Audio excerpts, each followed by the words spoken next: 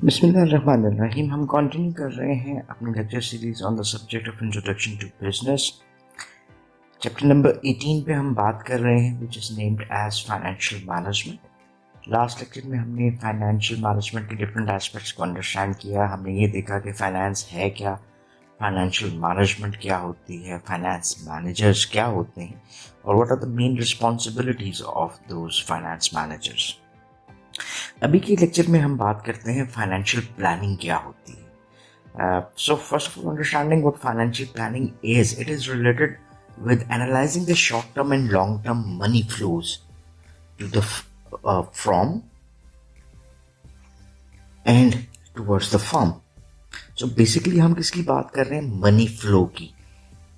Two means जब हम money का फ्लो आता है टुवर्ड्स द ऑर्गेनाइजेशन, और जब ऑर्गेनाइजेशन पेमेंट्स करती हैं तो that flow goes outside the organisation. So this is where we are calling it from the firm. So overall objective जो आपको फाइनेंशियल प्लानिंग के नज़र आते हैं वो ये होते हैं कि हम ऑप्टिमाइज करें किसी भी फर्म की प्रॉफिटेबिलिटी को, यानी जो भी हम उसके फाइनेंसेस हैं उसको इस अंदाज में यूटिलाइज करने की कोशिश करें कि वो हमें मैक्सिमम बेनिफिट दे सकते हैं। So best use of the money is the basic concept behind financial planning. बुनियादी तौर पे जो स्टेप्स नजर आते हैं वो तीन हैं। पहली है forecasting the firms short term and long term financial needs. दूसरी जो वो आपको हिस्सा नजर आता है वो है developing budgets to meet those needs. और थर्ड एस्पेक्ट रिलेट करता है establishing financial control to see whether the company is achieving its goal और नॉट। तो इसके हवाले से एक डायग्राम है, उसको भी देखते हैं हम कि ओवरऑल फाइनेंशियल प्लानिंग क्या है। सबसे पहले इस डायग्राम को देख लेते हैं, that is 18.2। So financial plan आपको नजर आ रहा है कि पहला एरो हमारा नीचे की तरफ जा रहा है, दैट इज ऑपरेटिंग। सो हम मास्टर बजट क्रिएट कर रहे होते हैं। मास्टर बजट में हमारे पास कैपिटल बजटिंग आ जाता है और कैश का बजट आ जाता है, and then we are moving towards the financial control. अब इससे पहले अगर हम बात करते हैं तो हमारे पास फोरकास्टिंग रहती है, जो कि एक इनपुट बनती है फाइनेंशियल प्लान के लिए कि शॉर्ट टर्म फोरकास्टिंग क्या है। फोरकास्ट इसको कहते हैं हम कि फ्यूचर के बारे में प्रेडिक्ट करना। तो फाइनेंशियल फोरकास्ट क्या हुई कि हमें फ्यूचर फाइनेंसेस शॉर्ट टर्म में कितने रिक्वायर्ड हो सकते हैं और लॉन्ग टर्म में फाइनेंसेस कितने रिक्वायर्ड हो सकते हैं। सो ये आप ये देख रहे हैं कि यहाँ से backward arrow as an input गया, यहाँ से ऑपरेटिंग मास्टर बजट बना, मास्टर बजट कैपिटल और कैश बजट की सूरत में, और यहाँ से फाइनेंशियल कंट्रोल। अभी एक फीडबैक लूप जारी है जो कि हमारे किसकी तरफ जारी है? Towards the financial plan. So एक तरह से ये साइकिल बनता हुआ नजर आता है। सो आप जैसे यहाँ पर भी आपको लिखा हुआ नजर आ रहा है that there is a close link between financial planning and budgeting as well. So पहले एस्पेक्ट जो forecasting the firm short term needs and long term needs of the finances, उसकी बात कर लेते हैं। फोरकास्टिंग फाइनेंशियल नीड्स में हमारे पास दो चीज़ें आ गई। एक तो आ गई शॉर्ट टर्म फोरकास्ट आ गई और दूसरी लॉन्ग टर्म फोरकास्ट आ गई। अब ये शॉर्ट टर्म फोरकास्ट किसको कहते हैं? वो फोरकास्ट जो प्रेडिक्ट कर रही होती है हमारी रेवेन्यूज को, कॉस्ट को और एक्सपेंसेस को for a period of 1 year और लेस देन 1 ईयर। यानी हमारे रेवेन्यूज क्या होंगे, कॉस्ट क्या हो सकती है, एक्सपेंसेस क्या हो सकते हैं, इसको जब हम प्रेडिक्ट करते हैं for the less than 1 year तो हम शॉर्ट टर्म फोरकास्ट बना रहे हैं। And then cash flow forecast आती है। कैश फ्लो, एज हम बार बार इस चीज़ को वैसे पहले भी अंडरस्टैंड कर चुके हैं कि कैश फ्लो क्या है, दो टाइप्स का, इनफ्लो एंड आउटफ्लो। यानी कैश का कंपनी के अंदर आना और कैश का कंपनी से बाहर की तरफ मूव करना। सो वो फोरकास्ट जो प्रेडिक्ट करती हैं cash inflows and outflows in the future period, जैसे मंथ्स का हो सकता है, क्वार्टर्स का हो सकता है, ईयर्स का हो सकता है, ये हमारी कैश फ्लो फोरकास्ट बन गई। देन हम बात करते हैं कि लॉन्ग टर्म फोरकास्ट। अभी वही बात आ गई कि रेवेन्यूज, कॉस्ट और एक्सपेंसेस को हम प्रेडिक्ट करने जा रहे हैं लॉन्गर देन 1 ईयर, और बाज़ हम इसको 3 साल से ज़्यादा पे या 5 साल से 10 साल तक प्रेडिक्ट करते हुए नजर आते हैं। वो हमारी फोरकास्टिंग बनती है लॉन्ग टर्म फोरकास्टिंग या लॉन्ग रन फोरकास्टिंग भी कहा जाता है। तो दूसरा इसका पार्ट जो था वो था working with a budget process.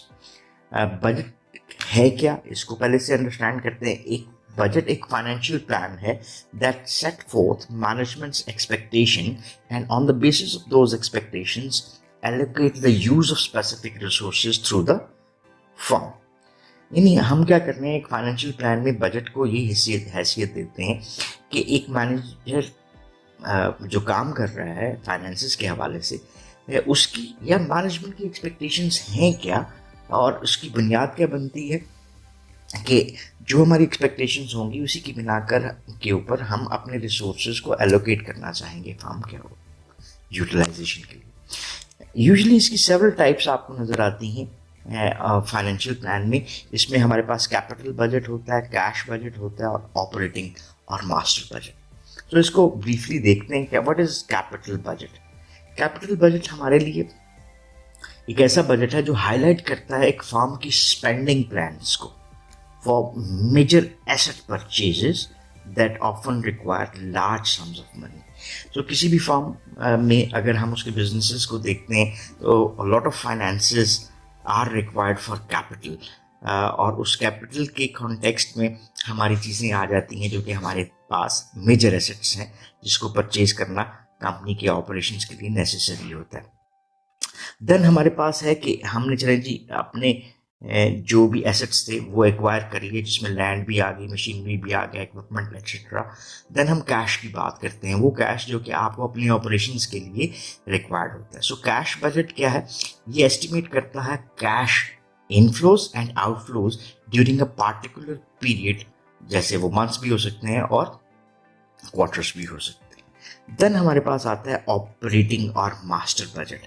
ये वो बजट है जो टाई करता है फर्म्स के अदर बजट्स को and summarises it's proposed financial activities. So operating budgets जैसे जनरल मीनिंग में अगर हम लें तो जो हमारे ऑपरेशंस के लिए हमें बजटिंग रिक्वायर्ड होती है, बुनियादी तौर पर ये तमाम डिफरेंट टाइप्स ऑफ बजट्स को समराइज करता है और आपकी फाइनेंशियल एक्टिविटीज़ को प्रपोज करता हुआ नजर आता है। अगर मोर फॉर्मली हम बात करें तो ये एस्टिमेट करता है costs and expenses needed to run a business given projected revenues. जैसे हमने पहले भी बात की कि कंपनी के ऑपरेशंस के लिए ये बजट नेसेसरी होता है और उस कंपनी की कॉस्ट और एक्सपेंसेस के डिफरेंट एस्पेक्ट्स को कवर करता हुआ नजर आता है। देन हमारे पास जो नेक्स्ट चीज़ आती है वो है फाइनेंशियल कंट्रोल्स को बनाना।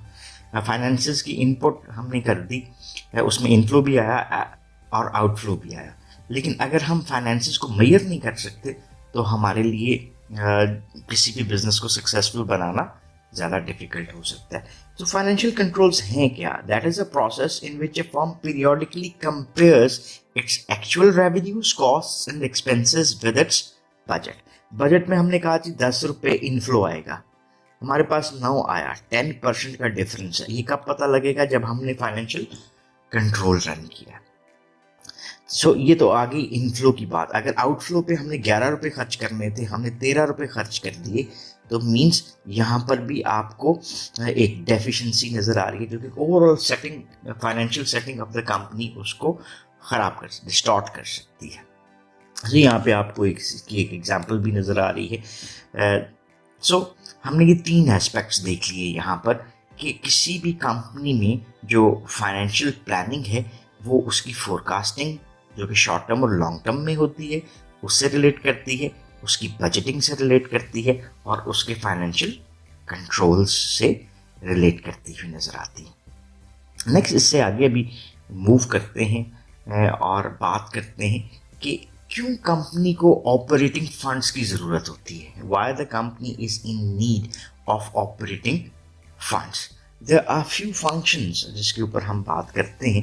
पहला फंक्शन है कि managing day by day needs of the business.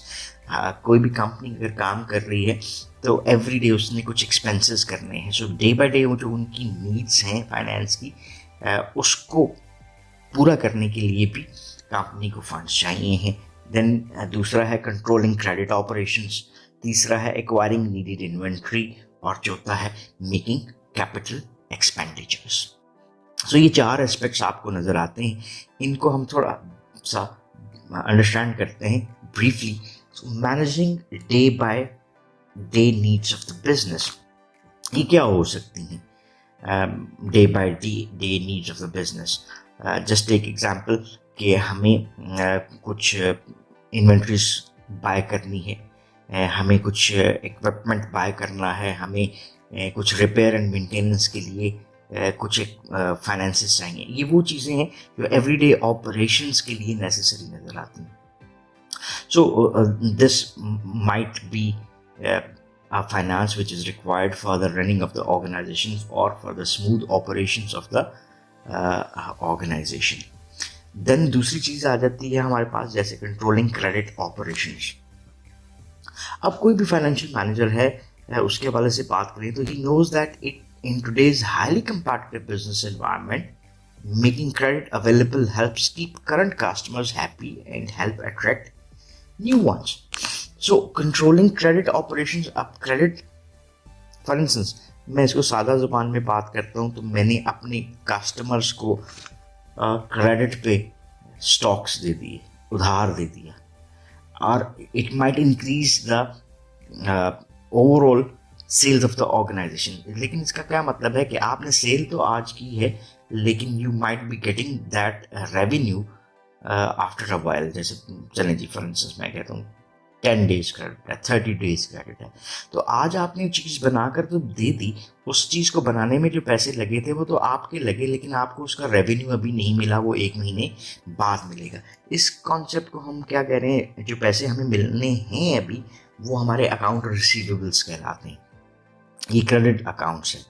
सो इससे फर्म को क्या नुकसान हो सकता है कि फर्म को अपने फंड्स को यूज़ करना पड़ सकता है, जो अशिया उसने बनाई थी जैसे गुड्स एंड सर्विसेज थी, उसको और उसके सेल के ऊपर जो भी उसका एक्सपेंस हुआ था, that must be beared by the organisation itself. So हमें अपनी सेल्स को बूस्ट अप करने के लिए, अपने ऑपरेशंस को ज़्यादा बेहतर अंदाज में करने के लिए एट टाइम ये फाइनेंसेस रिक्वायर्ड हो सकते हैं, और we are in need of funds. Then तीसरी है एक्वायरिंग नीडेड इन्वेंट्री। इन्वेंट्री हम किसको कहते हैं? Inventory is called as readily available stock. Readily available stock, इसको हम फॉर सेल ऐड कर देते हैं, यानी वो स्टॉक जो बना हुआ हमारे पास मौजूद है और उसको हम सेल्स के लिए यूज कर सकते हैं। जैसे हमने पिछले लेक्चर्स में भी बात की थी कि इफेक्टिव मार्केटिंग क्या रिक्वायर करती है कि हम फोकस करें ऑन द कस्टमर और प्रोवाइड करें हाई क्वालिटी सर्विसेज और रेडिली अवेलेबल गुड्स। सो अगर हम ये जो रेडिली अवेलेबल गुड्स की बात करते हैं और वो चीज़ें हमारे पास मैन्युफैक्चर्ड नहीं हैं, तो वेन एवर द ऑर्डर्स कम तो हम शायद उस स्टॉक को अवेलेबल ही नहीं कर पाएंगे और हमारी सेल्स वेस्ट हो सकती हैं। So a carefully constructed inventory policy helps manages the firm available funds and maximize the profitability. So ये एक हमारे पास रिक्वायरमेंट आ गई। यहाँ पे एक कॉन्सेप्ट है, खैर हमारे कॉन्टेक्स्ट में तो just in time inventory control. Just in time inventory control help करता है ऑर्गेनाइजेशंस को इन्वेंट्रीज को मिनिमाइज करने में, कि जब भी जैसे ही हमें इन्वेंट्री की ज़रूरत पड़ती है तो हमारे पास रेडिली अवेलेबल वो मौजूद हो।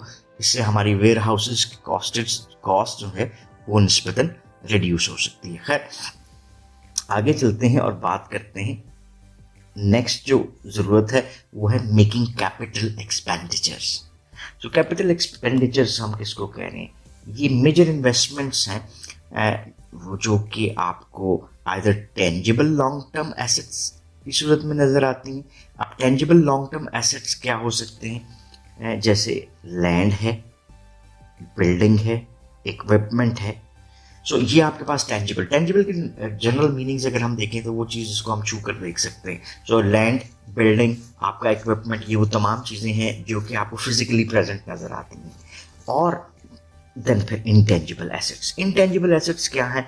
जैसे आपका पेटेंट है, आपका ट्रेडमार्क है, आपके कॉपीराइट्स हैं जो कि फिजिकली आपको प्रेजेंट नहीं नजर आते, लेकिन इट रिक्वायर सर्टेन फंड्स।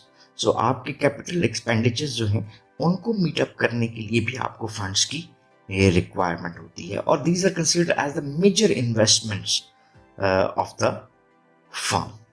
तो बहुत सारी ऑर्गेनाइजेशन में जो मेजर एसेट्स हैं, जैसे हमने बात की लैंड की या फ्यूचर एक्सपेंशन के लिए या मैन्युफैक्चरिंग प्लांट्स, ये सारी चीज़ें आपकी मेजर एसेट्स में आ जाती हैं और ये आपको चाहिए होती हैं to increase the production capabilities. So ये हमारा एक और नीड क्लियर करता है कि हमें फंड्स की ज़रूरत क्यों है। देन हमारे पास अल्टरनेट सोर्सेज ऑफ फंड्स क्या नज़र आते हैं। Alternate sources of funds of the funds is related with कि हम ये जो ऊपर नीड को असेस किया है उसके लिए हम डिफरेंट अल्टरनेट सोर्सेज कौन से यूज़ कर सकते हैं। यहाँ पे हमारे पास डेट फाइनेंसिंग आ सकती है, इक्विटी फाइनेंसिंग आ सकती है, शॉर्ट टर्म फाइनेंसिंग आ सकती है and then long term financing आ सकती है। ये चार डिफरेंट एस्पेक्ट्स हैं जो कि हमें फर्दर सोर्सेज की तरफ भी लेके जाते हैं। जैसे कि पहले भी हमने डिस्क्राइब किया है कि फाइनेंस एक ऐसा फंक्शन है किसी भी बिजनेस का which is responsible for acquiring and managing funds, और साउंड फाइनेंशियल मैनेजमेंट ये डिटरमाइन करता है कि कितने पैसा यानी कितने फंड्स हमें चाहिए हैं और फिर उसके लिए मोस्ट अप्रोप्रिएट सोर्स क्या होगा जिससे हम इस फाइनेंस को हासिल कर सकते हैं। सो एक फर्म दो तरीके से फाइनेंसेस ले सकती है। एक तरीकाकार जिसको हम कहते हैं डेट फाइनेंसिंग और दूसरा तरीकाकार इक्विटी फाइनेंसिंग। अब इस दोनों को भी अंडरस्टैंड करते हैं।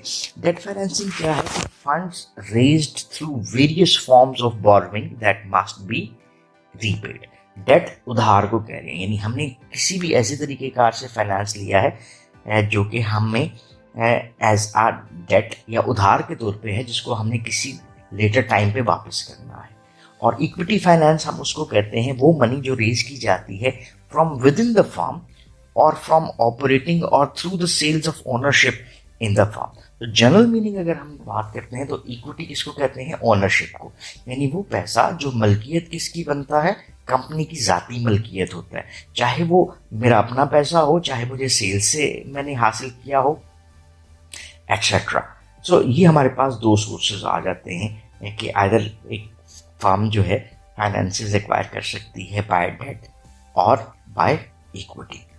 सो इक्विटी फाइनेंसिंग और डेट फाइनेंसिंग को हम थोड़ा सा और आगे लेकर चलते हैं कि ये जो फाइनेंसेस हैं इसको हम चाहें तो शॉर्ट टर्म फाइनेंसिंग के तौर पे यूज कर सकते हैं और चाहें तो लॉन्ग टर्म। अब ये लॉन्ग टर्म और शॉर्ट टर्म क्या है इसको अंडरस्टैंड कर लेते हैं कि funds needed for a year और less are termed as short term finances, और जब हम एक साल से ज़्यादा, यूजुअली इसको कंसिडर किया जाता है तीन हिस्सों में, शॉर्ट टर्म, इंटरमीडिएट और लॉन्ग टर्म। एक साल से कम शॉर्ट टर्म, इंटरमीडिएट टर्म 3 साल तक, और 3 से ऊपर लॉन्ग टर्म। सो ये डेफिनेशंस आपको डिफर करती हुई नजर आती हैं by different authors as well. So ये हमारे पास डिफरेंट सोर्सेज ऑफ फंड्स होते हैं। क्लोज करने की कोशिश करते हैं जी इस लेक्चर को। नेक्स्ट लेक्चर में हम different types of short term and long term funds के सोर्सेज के ऊपर भी बात करेंगे।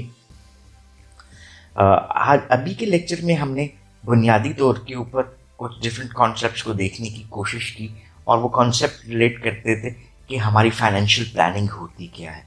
फाइनेंशियल प्लानिंग के 3 डिफरेंट एस्पेक्ट्स को हमने देखा कि financial planning is required for the forecasting, for the short and long term, development of the budgets, and then establishment of the financial controls. Then इसके बाद हमने देखा कि किसी भी फर्म को ऑपरेटिंग फंड्स की ज़रूरत क्यों होती है। 4 डिफरेंट कॉन्सेप्ट्स को हमने देखा कि managing day to day needs of the firm, उसके लिए हमें ज़रूरत होती है। क्रेडिट ऑपरेशंस कंट्रोल करने के लिए हमें फंड्स की ज़रूरत होती है। हम जो नीडेड इन्वेंट्री लेना चाहते हैं उसके लिए हमें फंड्स की ज़रूरत होती है। And then making the capital expenditures. Then last पे हमने देखा कि हमारे पास different alternate sources of funds क्या हो सकते हैं। So that's all about this lecture. If you still have any question और क्वेरीज तो you can ask in the comment section and we would definitely love to answer those. So once again, thanking you. Have a nice time. Allah Hafiz.